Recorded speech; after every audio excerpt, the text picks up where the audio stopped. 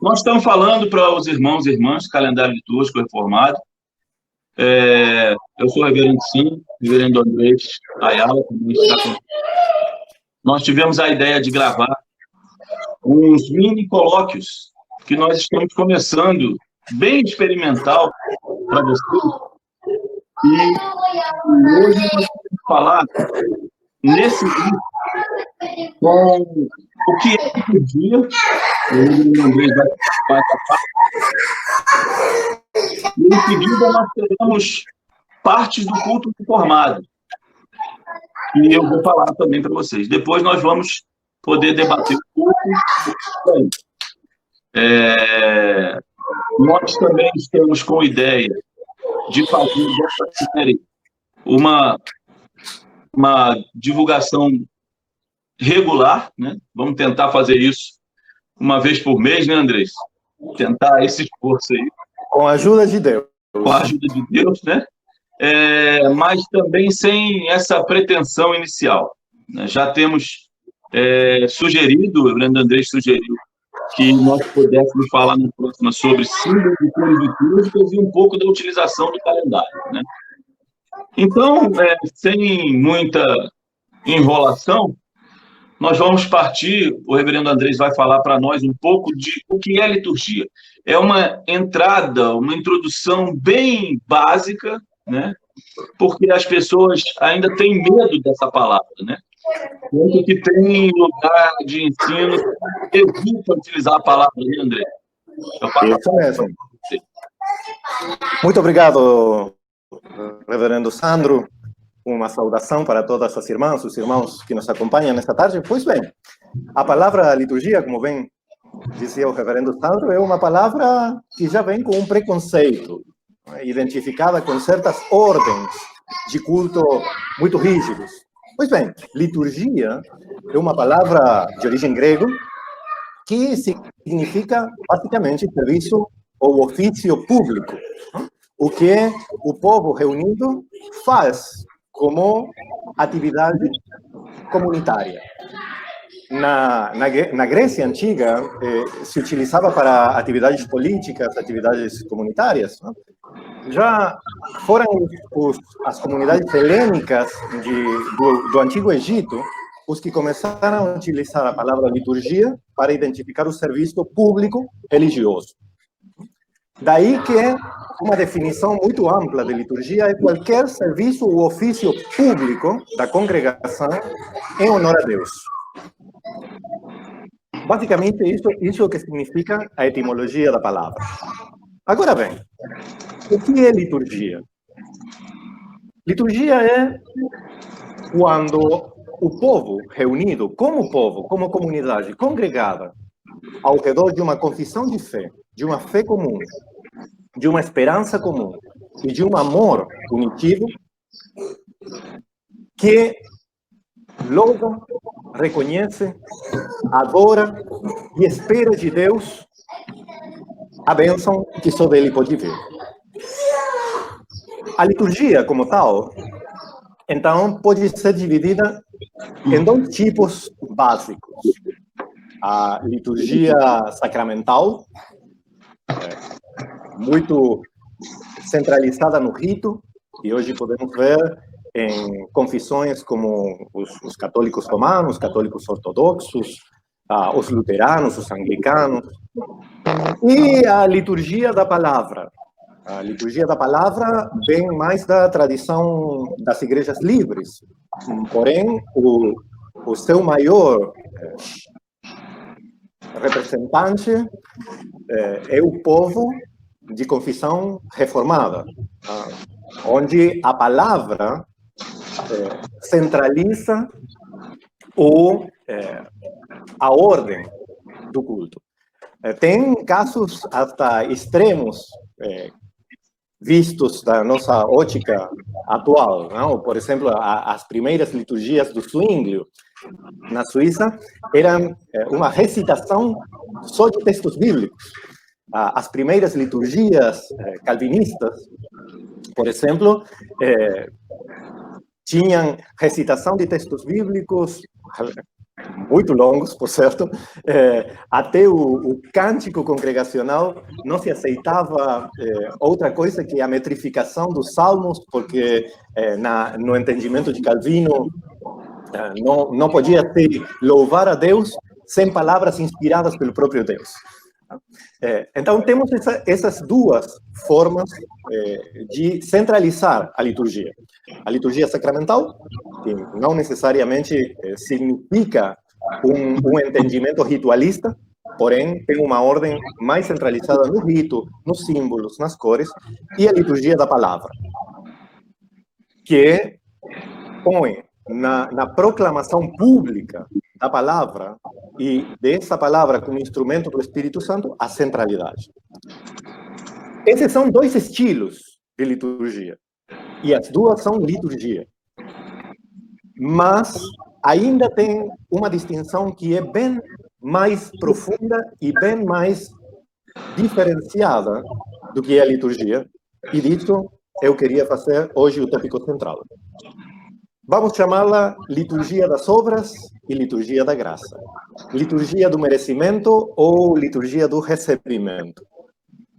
E esses, sim, são entendimentos bem diferentes, bem distantes, muito mais significativos do que pôr o acento no ritual ou o acento na proclamação. A liturgia das obras e a liturgia da graça marcam uma diferença e uma brecha bem ampla entre o entendimento de um Deus que deve ser apaciguado, um Deus que busca, procura um serviço forçado, e um Deus amoroso que se dá a si mesmo para benefício do seu povo. Liturgia das obras, como dei a chamá-la no dia de hoje, podemos encontrá-la no catolicismo medieval, talvez já não, pelo menos não genérico no catolicismo atual, mas sim era o catolicismo da Idade Média e nas igrejas fundamentalistas do dia de hoje. A liturgia das obras parte de uma ideia de que esse serviço público é o povo dando um serviço requerido por Deus. É o povo quem faz uma obra que traz um benefício de Deus, uma bênção, ou dá a Deus alguma coisa que Deus requer, que Deus precisa. Isso é uma liturgia das obras. Sempre conto um caso muito engraçado e ao mesmo tempo muito triste de quando eu era pastor lá na periferia de Brasília, num culto de oração, uma senhora muito piedosa, ela muito boa, a irmã, mas ela na oração pública ela falou o seguinte: Deus, o Senhor não respondeu a oração que eu fiz pelo meu filho, então no domingo eu não venho para o culto. Ela estava castigando Deus, fazendo uma troca com Deus nessa liturgia das obras. E a liturgia da graça, vinda do entendimento da reforma, propriamente, iniciando com Lutero, mas também no entendimento que tiveram os outros reformadores magisteriais, a reforma magistral, né? Os luteranos, os calvinistas, não Zwinglio, os calvinistas e os anglicanos. Eles entendiam o serviço como o serviço divino. É Deus quem vem servir o povo ali congregado por meio da sua palavra e dos seus sacramentos. É Deus quem chega para dar, por meio da palavra e dos sacramentos, a sua graça, o seu perdão, a sua reconciliação, o seu amor imerecido e a sua paz. É Deus quem chega ao homem, por meio de Cristo, para restaurar o ser humano a essa paz que sempre deveria ter desfrutado ao lado de Deus desde a criação. Esses são os dois polos irreconciliáveis da liturgia. Não tem tanto a ver com a ordem. A ordem, cada tradição cristã, cada tradição religiosa tem uma ordem própria da sua cultura, do seu tempo, das suas influências, mesmo da sua geografia e do clima. Mas essa diferença entre liturgia das obras e liturgia da graça é irreconciliável. Quando nós pensamos que o nosso serviço é o que faz que Deus nos ame, passamos a ter um serviço forçado, escravo e até produtor, se podemos chamá-lo de alguma forma, produtor de sofrimento e de alienação.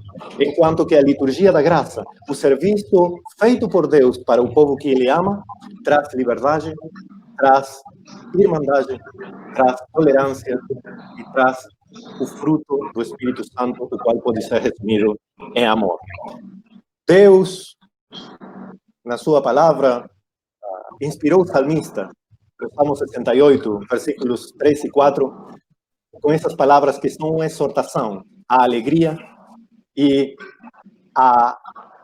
ao regozijo por adorar a Deus. Dizem, alegrem-se, porém, os justos, exaltem diante de Deus, regozijem-se com grande alegria. Cantem a Deus, louvem o seu nome, exaltem aquele que cavalga sobre as nuvens. Seu nome é Senhor, exultem diante dele. Amém. Amém. Eu quero passar, então, mostrando para vocês que o trecho que eu vou compartilhar foi publicado num livro chamado Protestantismo em Perspectiva. Lá na página do calendário litúrgico eu fiz a divulgação dele, né? Para adquirir não é tão fácil assim como qualquer livro de editora, mas enfim, está lá para todo mundo ver. E numa parte lá desse artigo que eu escrevi, nesse livro, eu falo sobre de onde surgiu e para que serve a ordem de culto. Então, para que a gente possa falar, né, sobre essa parte em que a gente vai falar especialmente das partes do culto reformado, eu quero relembrar, né, que, como o reverendo Andrés falou, a liturgia, cada religião faz a sua e cada igreja faz a sua também. A nossa igreja reformada, ela tem base em tudo que a gente faz na Bíblia, né, na palavra de Deus. E a liturgia também é assim. Então, para quem não sabe, a liturgia cristã, e a igreja reformada não rompeu com isso, ela tem a sua ordem de culto baseada no encontro com Deus que o profeta Isaías tem. E isso lá no capítulo 6. Tá? Então, se você pega o capítulo 6 de Isaías e começa a ler, a gente vai ver ali um encontro com Deus. Se o nosso culto é um encontro com Deus, não é uma barganha com Ele, né? Onde eu vou poder dizer, olha, você não fez o que eu quis, eu não venho domingo, né? Quero mais saber de escola dominical, né? Será que é assim? Então, enfim, vou fazer a leitura e depois o comentário, tá? Considerando que nós estamos aí numa breve introdução e depois nós podemos aprofundar, inclusive com perguntas se surgirem, né? Veja bem, Isaías 6, vamos ler do 1 ao 4. No ano em que morreu o rei Osias, eu vi o Senhor sentado num trono alto e elevado, a barra do seu manto enchia o templo. De pé acima dele estavam serafins, cada um com 6 asas, com 2 cobriam o rosto, com 2 cobriam os pés e com 2 voavam. Eles clamavam uns para os outros, Santo, Santo, Santo é o Senhor dos exércitos, a sua glória enche toda a terra. Com o barulho das aclamações, os batentes das portas tremeram e o templo se encheu de fumaça. Até aí. Nesse trecho aí, o profeta, ele percebe que se encontrou com Deus, né? Ele percebe a grande importância de Deus. Note a posição dos anjos, né? Eles estavam ali, ó, cobrindo o rosto, cobrindo o pé, e eles estavam falando, ó, Santo, Santo, Santo é o Senhor dos exércitos. A sua glória enche toda a terra. Veja que aí é o momento de reconhecer a presença de Deus e de adorar a Deus. Então, o culto começa assim. Primeiro, reconheçamos a presença de Deus e adoremos a Ele. Tá? O trecho vai continuar. Veja bem, no versículo 5 ao 7, nós vamos ler. Então eu disse, ai de mim, estou perdido. Sou homem de lábios impuros e vivo no meio de um povo de lábios impuros. E meus olhos viram o Rei, o Senhor dos Exércitos. Nesse momento, um dos serafins voou até onde eu estava, trazendo na mão uma brasa que havia tirado do altar com uma tenaz. Com a brasa tocou-me os lábios e disse, veja, isto aqui tocou os seus lábios, sua culpa foi removida, seu pecado foi perdoado. Isso aí demonstra muito facilmente o momento de confissão do culto. Você reconhece a grandeza de Deus e você percebe que ali você precisa também reconhecer a sua pequenez. E dizer isso para Deus, olha, o Senhor é muito grande, eu já disse, agora eu estou dizendo, eu sou muito pequeno, eu dependo dessa sua ajuda para eu seguir a minha vida. Então, eu reconheço isso. Admite a sua pequenez e confessa os seus pecados a Deus. E logo depois você tem a declaração do perdão, né? Deus lhe oferece o seu perdão, especialmente quando nós vemos ali, ó, com a brasa tocou-me os lábios e disse, veja, isto aqui tocou seus lábios, sua culpa foi removida, seu pecado foi perdoado. Então, pela ação de Deus, você ali se encontra agora digno para estar na presença dele, pela anuência e permissão dele, tá? E vem a glorificação, o louvor, né? O momento em que você declara o reconhecimento da glória e do poder de Deus, bem como da consequência dependência dele, tá? E, por fim, no trecho seguinte, veja bem, ouvi então a voz do Senhor que dizia, quem é que vou enviar? Quem irá de nossa parte? Eu respondi, aqui estou, envia-me. Ele me disse, vá, diga a este povo, escutem com os ouvidos, mas não entendam, olhem com os olhos, mas não compreendam. Aqui, meus irmãos, fica claro para nós. Você adorou a Deus, reconheceu a presença dele, adorou a Deus, depois você confessou a Deus, recebeu perdão, adorou a Deus e, depois disso, não tem mais nada que aconteça antes do sermão, né? Depois disso, ó, o sermão, por quê? Deus vai falar para você, né? Depois disso, o que vai acontecer no culto, qualquer coisa acontece depois disso. Veja que o sermão é a palavra de Deus. Olha o que Deus fala. Quem é que vou enviar? Quem irá de nossa parte? Toda e qualquer mensagem de Deus que você vai ouvir na igreja é uma chamada missionária. Não é? Então, veja, Deus está te chamando para ser missionário e está te preparando para ser missionário. E, no fim, ele vai dizer, vai e diga a esse povo. Então, aí você vai ter o envio. Note que tudo vai acontecer nesse espaço. Entre o espaço do sermão e o espaço do envio. Então, pastor, quando é que eu vou fazer o ofertório? É depois do sermão. Quando é que você faz a Santa Ceia? Depois do sermão. Quando é que você faz a ordenação de pastor, de presbítero? É depois do sermão. Até porque ninguém pode se colocar a serviço de Deus sem ouvir o chamado do Senhor. Então, tecnicamente, no culto, como você vai ordenar um pastor? Não, vamos ordenar antes, porque é ele que vai pregar depois. Não, não pode. Deixa ele pregar antes, não tem problema. Sabe, só não estraga essa ordem, porque essa ordem é a ordem do plano da salvação, é a ordem do encontro com Deus. Não faz sentido alguém se colocar a serviço sem ter ouvido a palavra de Deus o chamando antes. Mas isso, sabe, o culto é uma forma que nossos irmãos, né, de séculos se organizaram a partir da palavra de Deus, e nós agora vamos achar um jeito mirabolante, mágico, que veio na nossa cabeça, rompendo essa nossa comunhão com os irmãos, não só da sua igreja, mas também de todos os tempos e de todos os lugares. Eu não aconselho que se faça isso, né? Então, fica bem uma sugestão básica, e uma coisa que, para terminar, eu quero deixar. Seguir uma ordem de culto não é seguir uma ordem cadavérica, como é que chama? Internada de terno, sabe? Não é isso. Não é a roupa que você veste e não é o modelo que você segue. Você pode encaixar nesse modelo várias maneiras litúrgicas, lúdicas e criativas para você colocar no seu culto. O momento da adoração pode ser um momento altamente criativo, com a utilização dos jovens, dos idosos, das senhoras, não só do pastor de gravata lá na frente, que, aliás, eu nem recomendo o uso de gravata, enfim. Isso é uniforme de político e banqueiro, né? De empresário, né? Não é roupa de crente, tá bom? De pastor, né? Enfim. Reverendo Andrés, eu termino com isso. Eu acho que nós fizemos um tempo, né, que nós queríamos utilizar para debate, mas eu acho que você quiser fazer alguma consideração, a gente pode partir para esse caminho aí, né, do encerramento, enfim. A versão aí é o, como é que chama? Vai e diga a esse povo. Pois o vai e diga a esse povo, acho que você deu na chave do coração da adoração cristã, da adoração bíblica, né?